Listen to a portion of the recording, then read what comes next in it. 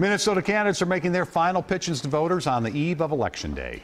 An open governor's seat, 2 U.S. Senate races, a handful of competitive congressional elections, and control of the Minnesota legislature are all on the ballot on Tuesday. Esme Murphy is tracking where the candidates are and what they're saying on this final day of campaign 2018. So what can happen with less than 1 day to go? Well, Amelia and Frank, all I can tell you is many of these races are very, very close. And because Minnesota has same-day registration, we are a state where surprises can and do happen. Just think Jesse Ventura 20 years ago this week. And that's why the major candidates were out campaigning today. We caught up with GOP candidate for Governor Jeff Johnson in Cold Spring late this afternoon. He's been trailing in the polls, but he says he's optimistic.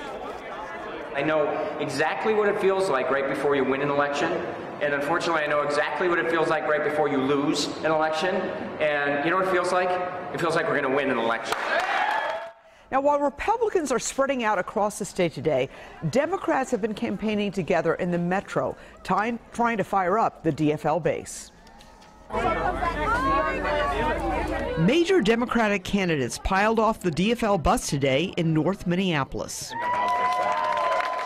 Congressman Tim Walz, who has been ahead in every governor's race poll, sounded an optimistic note. There is an alternative out there. There is a better world. There is a more hopeful world. There is a more joyous world, a more inclusive world. Senator Tina Smith was unexpectedly elevated to the Senate when Governor Mark Dayton appointed her late last year after Senator Al Franken abruptly resigned.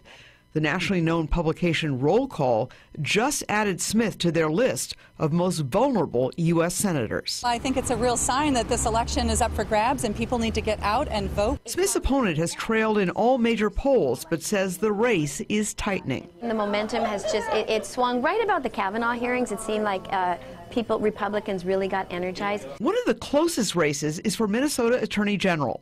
Congressman Keith Ellison has consistently denied accusations of physical and emotional abuse by his ex-girlfriend. I'm feeling that the only poll that matters is the one tomorrow night, and I'm feeling good. I'm feeling very confident. Ellison faces Doug Wardlow, who as an attorney has represented a group that opposes any expansion of GLBTQ rights.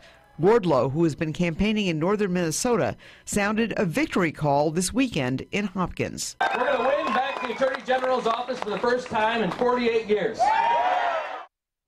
Now, one candidate we did not see on the Democratic bus tour today in the metro was U.S. Senator Amy Klobuchar. Now, she is up for re-election tomorrow. Polls have shown her with an extraordinary lead of between 20 and 30 points over Republican State Representative Jim Newberger. Senator Klobuchar will be on the Stephen Colbert Show tonight on WCCO at 10:35. That was taped today in New York City. All right, well, we'll have to watch her tonight. Absolutely. Thank you, Esme.